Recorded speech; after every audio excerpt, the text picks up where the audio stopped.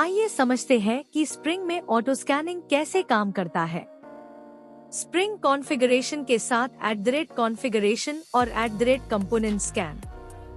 Spring configuration class को @configuration के साथ एनोटेट किया गया है ताकि ISE एक कॉन्फ़िगरेशन क्लास के रूप में मार्क किया जा सके। इसके अलावा @कंपोनेंट स्कैन एनोटेशन का यूज स्प्रिंग को ये बताने के लिए किया जाता है कि वो स्पेसिफाइड बेस पैकेज, इस केस में org.autoscanning के अंदर कंपोनेंट्स को ऑटोमेटिकली स्कैन करे। इससे ये सुनिश्चित होता है कि कोई भी स्प्रिंग मैनेज्ड बीन्स जैसे सर्विसेज या कंपोनेंट्स पैकेज के अंदर ऑटोमेटिकली डिस्कवर और रजिस्टर हो जाए। स्प्रिंग कॉन्टेक्स्ट में @component scan base packages org.autoscanning ये स्प्रिंग को ये इंस्ट्रक्ट करता है कि वो org.autoscanning पैकेज और इसके सब पैकेजेस को स्कैन करे और अन क्लासेस को खोज जो स्प्रिंग एनोटेशंस जैसे @component, @service, @repository या @controller के साथ एनोटेट की गई हो। ये एनोटेशंस अन बीन्स को मार्क करते हैं जो स्प्रिंग कंटेनर के द्वारा मैनेज किए जाने चाहिए। इस एग्जाम्पल में कस्टमर सर्विस सिंपल क्लास को ऑटोमेटिकली डिटेक्ट किया जाएगा और @सर्विस एनोटेशन के कारण ISE स्प्रिंग बीन के रूप में रजिस्टर किया जाएगा। Service interface customer service interface service layer के लिए कॉन्ट्रैक्ट को डिफाइन करता है। इस इंटरफेस में डू मेथड्स है फेच कस्टमर, INT काउंट और क्रिएट कस्टमर। इस इंटरफेस का implementation customer service simple class के द्वारा किया जाएगा। इंटरफेस को सिंपल रखा गया है, इसमें कोई स्प्रिंग स्पेसिफिक एनोटेशंस नहीं है।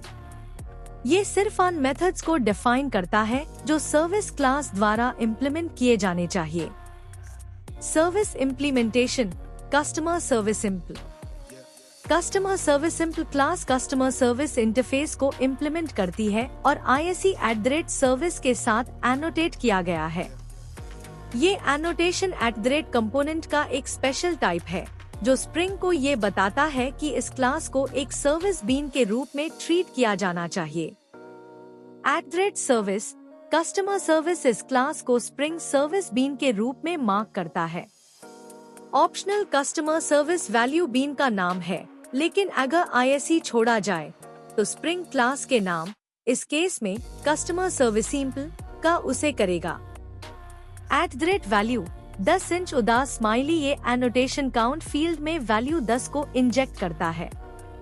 ये स्प्रिंग के डिपेंडेंसी इंजेक्शन दी फीचर का एक सिंपल एग्जाम्पल है जो क्लास की प्रॉपर्टीज में वैल्यूज प्रोवाइड करने के लिए उसे किया जाता है।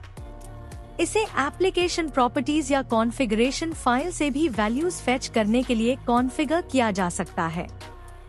फेच कस्टमर INT काउंट ये मेथड एक सिंपल बिजनेस लॉजिक मेथड है जो कस्टमर्स की संख्या के बारे में एक स्ट्रिंग रिटर्न करता है। ये काउंट को एक पैरामीटर के रूप में लेता है। क्रिएट कस्टमर ये मेथड एक कस्टमर के क्रिएशन को सिमुलेट करता है और एक सक्सेस मैसेज रिटर्न करता है। ऑटो स्कैनिंग कैसे काम करता है? स्प्रिंग बूट कॉन्टेक्स्ट इनिशियलाइजेशन जब स्प्रिंग एप्लीकेशन कॉन्टेक्स्ट को इनिशियलाइज करता है तो ये स्प्रिंग कॉन्फ़िगरेशन क्लास को पढ़ता है और @कंपोनेंट स्कैन एनोटेशन को डिटेक्ट करता है। Component scanning component scan annotation spring को ये इंस्ट्रक्ट करता है कि वो org.autoscanning पैकेज को स्कैन करे और किसी भी क्लास को ढूंढे जो @component, @service, @repository या किसी और रेलेवेंट एनोटेशन के साथ एनोटेट की गई हो। इस केस में कस्टमर सर्विस सिंपल क्लास को @सर्विस के साथ एनोटेट किया गया है और ISE ऑटोमेटिकली डिटेक्ट किया जाएगा और स्प्रिंग बीन के रूप में रजिस्टर किया जाएगा। डिपेंडेंसी इंजेक्शन अगर कोई और डिपेंडेंसीज जरूरी होंगी, जैसे अगर कस्टमर सर्विस सिंपल में और सर्विसेज या कंपोनेंट्स इंजेक्ट किए गए होते, तो स्प्रिंग उन्हें ऑटोमेटिकली कॉन्टेक्स्ट इनिशियलाइजेशन के दौरान इंजेक्ट कर देगा। इस केस में @वैल्यू 10 इंच का यूज स्पेसिफिक वैल्यू को काउंट फील्ड में इंजेक्ट करने के लिए किया गया है, लेकिन एग्जाम्पल में कोई और सर्विस डिपेंडेंसीज नहीं है। सर्विस का उसे करना। एक बार जब customer service simple bean register हो जाता है तो ISE दूसरे कंपोनेंट्स या कंट्रोलर्स में कंस्ट्रक्टर या फील्ड इंजेक्शन के थ्रू इंजेक्ट किया जा सकता है। इस वीडियो को देखने के लिए धन्यवाद। Please like, share, subscribe.